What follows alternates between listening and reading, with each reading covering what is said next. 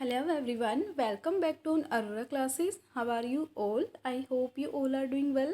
So learners, आज की video में हम डिस्कस करेंगे एक्सपेक्टेड एमसीक्यू सीरीज़ का पार्ट 4। इससे पहले आपको शिप्रा मैम ने करवाया पार्ट 3, जिसमें उन्होंने अकाउंटिंग के प्रैक्टिकल एमसीक्यूज़ करवाए हैं। अगर आपने वो वीडियो नहीं देखी है तो लिंक डिस्क्रिप्शन बॉक्स में है, आप वहाँ से भी चेक कर सकते हैं। सो फ्रेंड्स, हमारा फर्स्ट एमसीक्यू है यहाँ पर, control function of management implies.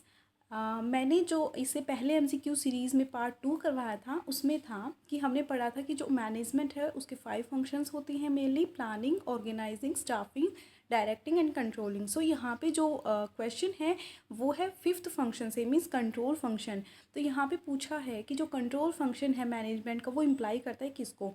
So option 1 है to bring harmony in various activities, B to keep the workforce satisfied, to take corrective course of action, या डिक्टेट करना सबऑर्डिनेट्स को।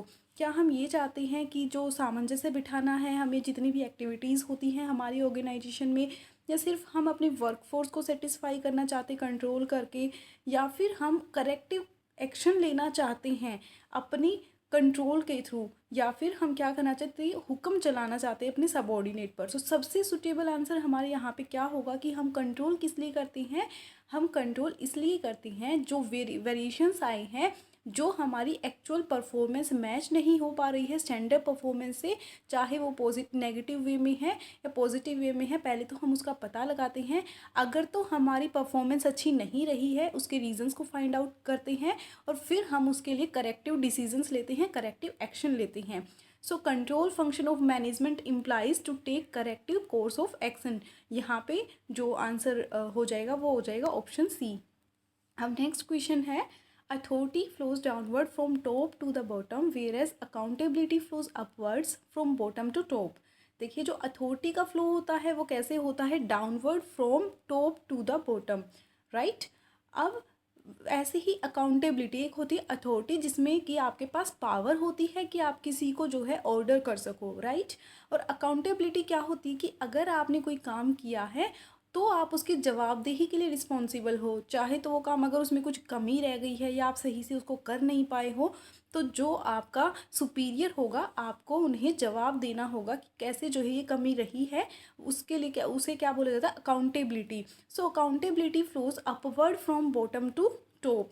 जो authority होती है वो हमेशा कैसे रहेगी, टॉप टू बॉटम रहेगी, बिकॉज जो टॉप लेवल के मैनेजर्स वगैरह हैं, बोर्ड ऑफ डायरेक्टर हैं, वो क्या करेंगे, वो सिर्फ ऑर्डर करेंगे और फॉलो कौन करता है, जो उनके सबऑर्डिनेट होते हैं, राइट। लेकिन जो अकाउंटेबिलिटी है वो फॉलो करती हैं बॉटम टू टॉप, वो नीचे से ऊपर की ओर चलती है। मान लीजिए वर्कर से कोई मिस्टेक हुई है तो वो अपने जो है डिपार्टमेंट के मैनेजर को बताएगा, वो अपने मैनेजर को बताएगा, इस तरीके से जो है फ्लो करेगी इन्फॉर्मेशन। वो हम आगे पढ़ेंगे भी कि कैसे जो है अथॉरिटी फ्लो करती हैं। यहाँ पे आपको ऑप्शंस दिए गए हैं कि ये किस में पाया जाता है, राइट। स्केलर चेन में, फंक्शनल ऑर्गेनाइजेशन में, कमेटी स्ट्रक्चर में, या मल्टीवेरिएट अप्रोच में। ये हमारा पाया जाता है स्केलर चेन में। अब देखिए, हम पहले देखते हैं कि अथॉरिटी का फ्लो कैसे होता है टॉप टू बॉटम। सबसे टॉप में हमारे होते हैं बोर्ड ऑफ डायरेक्टर्स, राइट। फिर होते हैं एमडी, फिर एमडी के बाद जनरल मैनेजर। देखिए, अगर कोई भी जो है रूल पास करना है या कोई भी जो है प्रोविज़न बनाया जाता है तो बोर्ड ऑफ डायरेक्टर किसको बताते हैं, मैनेजिंग डायरेक्टर। मैनेजिंग डायरेक्टर बताते हैं जनरल मैनेजर को। अब general manager middle level manager को, middle level manager lower level manager को, फिर सुपरवाइजर तक बात आती है, फिर वर्कर्स तक आती है। ये तो होता है अथॉरिटी का फ्लो टॉप टू बॉटम। और अगर हम बात करें अकाउंटेबिलिटी की तो ठीक इसी तरीके से वो कैसे जाएगा, वर्कर बोलेंगे सुपरवाइज़र को, अगर उनको कोई कंप्लेन है या कुछ भी जो है उनको बताना है, उनको कोई भी बात जो है टॉप लेवल तक पहुंचानी है, तो वो डायरेक्टली जो है टॉप लेवल में जाके नहीं बोल सकते। उनको एक फ्लो को फॉलो करना होगा। पहले वर्कर बताएगा जैसे सुपरवाइज़र को, सुपरवाइज़र फिर लोअर लेवल मैनेजर को, फिर मिडिल लेवल मैनेजर को, फिर वो जनरल मैनेजर को। इस तरीके से जो है अथॉरिटी और अकाउंटेबिलिटी फ्लो करते हैं। अब देखिए, यहाँ पे ये जो स्केलर चेन है वो उसमें क्या बोला था, ये हेनरी फेयोल ने 14 प्रिंसिपल दिए थे, उनमें से एक है। उन्होंने बोला था कि एक स्केलर चेन होनी चाहिए, इसके थ्रू ही जो है फ्लो होना चाहिए कि आपको, जैसे कि अथॉरिटी है तो वो कैसे होगी, ऊपर से नीचे की ओर जाएगी। मींस कि ऊपर से कोई ऑर्डर आ रहा है वो ऐसे लेवल से नीचे तक जाएगा। और किसी की अगर कंप्लेन वगैरह है वर्कर्स की, लेबर की, तो वो अपने लेवल से ऊपर ऊपर होके टॉप लेवल तक जाएगा, राइट। सबसे ऊपर अब कौन होता है, बोर्ड ऑफ डायरेक्टर, और फिर होते हैं एमडी।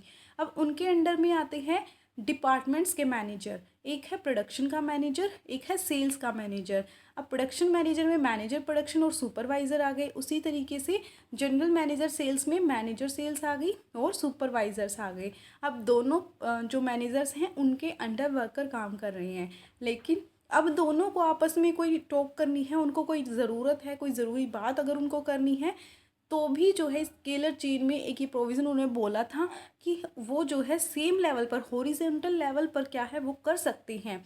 इसको हम क्या बोलते हैं, गैंग प्लैंक बोला जाता है। ऐसा नहीं है कि जो प्रोडक्शन मैनेजर है उसके अंडर जो वर्कर्स काम कर रहे हैं वो जाके डायरेक्टली सेल्स मैनेजर से बात कर लेंगे, ऐसा नहीं होगा गैंग प्लैंक में। ये याद रखना, ये एग्जाम में पूछा गया था। स्केलर चेन भी आ चुका है और गैंग प्लैंक के बारे में भी आ चुका है।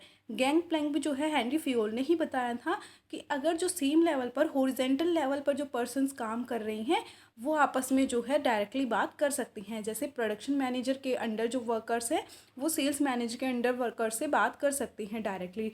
सो वर्कर्स टू वर्कर्स क्या हो जाएगा, यहाँ पे गैंग प्लैंक बन जाएगा। और बाकी इसको हम क्या बोलते हैं, स्केलर चेन। और जो अकाउंटेबिलिटी होती है वो नीचे से ऊपर जाती है और जो अथॉरिटी होती है वो ऊपर से नीचे होती है, राइट। अब नेक्स्ट क्वेश्चन है इंटरनल चेक मीन्स। अब हमने ऑडिटिंग में पढ़ा था इंटरनल चेक होता है, एक एक्सटर्नल ऑडिटिंग होती है। तो यहाँ पे आपसे पूछा गया है कि इंटरनल चेक का मतलब क्या होता है। ऑप्शन ये आपको गिवन है, checking of accounts by cashier.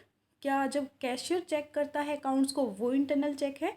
Checking of accounts by the internal auditor, checking the work of one person by another automatically, managerial control internally over the subordinates. मैंने आपको पहले भी ये बताया था कि एक इंटरनल चेकिंग होती है जिसमें जो रेगुलर जो पर्सन्स काम कर रही होते हैं वो ही अपने काम को, एक दूसरे के काम को क्रॉस चेक कर रहे होते हैं, राइट। तो यहाँ पे जो इंटरनल चेक है उसका मीनिंग होता है checking the work of one person by another automatically. जैसे कि देखिए आपने सुना होगा कि बैंकिंग में एक कॉन्टीन्यूसली ऑडिट चलता है, तो वहाँ पे वो क्या करते हैं, या तो अपने काम को रेगुलर चेक करते कहीं उन्होंने तो कोई गड़बड़ नहीं कर दी, और दूसरा वो एक दूसरे के काम को भी क्रॉस चेक करते रहते हैं। तो उसको हम क्या बोलते हैं, इंटरनल चेक बोलते हैं। बाहर से अगर आके कोई पर्सन करता है, कोई ऑडिटर करता है, वो तो हमारी ऑडिटिंग हो जाती है, एक्सटर्नल ऑडिटिंग हो जाती है। लेकिन इंटरनल चेक होता है कि जब जहाँ पे आप काम कर रहे हो वहाँ पे क्रॉस चेक कर रहे हैं एक दूसरे के काम को, तो ये होता है इंटरनल चेक। अब नेक्स्ट क्वेश्चन हमारा आता है स्पैन ऑफ मैनेजमेंट मीन्स। ये भी ऑलरेडी एग्जाम में पूछा जा चुका है, अलग नाम से भी आया है, स्पैन ऑफ कंट्रोल के नेम से। और स्पैन ऑफ मैनेजमेंट को ही हम स्पैन ऑफ कंट्रोल बोलते हैं, राइट। अब ऑप्शन है यहाँ पे, a good organisation should consist of 5 department, कि एक अच्छी ऑर्गेनाइजेशन में कितने 5 डिपार्टमेंट होने चाहिए। Authority of each person must be clearly defined, जो अथॉरिटी है सभी पर्सनस को क्लियरली डिफाइन होनी चाहिए कि कौन किसको ऑर्डर कर सकता है। ये होता है स्पैन ऑफ मैनेजमेंट। अब सी ऑप्शन कहता है कि each subordinate should have one superior, हर सबऑर्डिनेट का एक ही सुपीरियर होना चाहिए, क्या ये है स्पैन ऑफ मैनेजमेंट। और फोर्थ ऑप्शन कहता है a manager can supervise a limited number of executives. तो यहाँ पे क्या बोला इन्होंने, स्पैन ऑफ कंट्रोल। तो स्पैन ऑफ कंट्रोल और स्पैन ऑफ मैनेजमेंट एक ही बात है। जो स्पैन ऑफ कंट्रोल है वो टर्म यूज़ की जाती है बिजनेस मैनेजमेंट में, ह्यूमन रिसोर्स मैनेजमेंट में। ये टर्म रेफर करती है नंबर ऑफ सबऑर्डिनेट और direct reports supervisor is responsible for, कि एक मैनेजर कितने नंबर ऑफ जो सुपरवाइज कर सकता है एग्जेक्टिव्स को, उसके पास कितने जो हैं सबऑर्डिनेट्स जो है रिपोर्ट करते हैं डायरेक्टली। ये चीज़ आती है हमारे स्पैन ऑफ मैनेजमेंट में या स्पैन ऑफ कंट्रोल में, राइट। अब नेक्स्ट क्वेश्चन है the function of an auditor is. अब इसमें से आपको बताना है कि कौन से फंक्शन है ऑडिटर के। फर्स्ट ऑप्शन है to examine arithmetical accuracy of accounts, second है to detect and prevent errors, C कहता है डिटेक्ट एंड प्रिवेंट फ्रॉड्स, और डी कहता है ऑल ऑफ द अबाउ। क्या सिर्फ ये चेक करना कि क्या अकाउंट प्रॉपरली बनाए गए हैं या नहीं बनाए गए हैं, उनकी एक्यूरेसी को चेक करना फंक्शन है, या फिर उनको फ्रॉड भी ढूंढने होते हैं और डिटेक्ट करना होता है एरर्स को भी। तो ये सारे किसके फंक्शन हैं, ऑडिटर के फंक्शन हैं। अब एक्यूरेसी ऑफ अकाउंट्स में क्या आता है कि उन्होंने प्रॉपरली अपने अकाउंट्स को मेंटेन किया है, जो उन्होंने ट्रांजैक्शंस दिखाई हैं क्या वो एक्यूरेट हैं भी या नहीं, ये भी ऑडिटर चेक करता है। और वो डिटेक्ट करता है, प्रिवेंट करता है एरर्स को। एरर्स कैसे हो सकते हैं, जैसे कि आपने ओमिशन का पढ़ा होगा, कमीशन का पढ़ा होगा।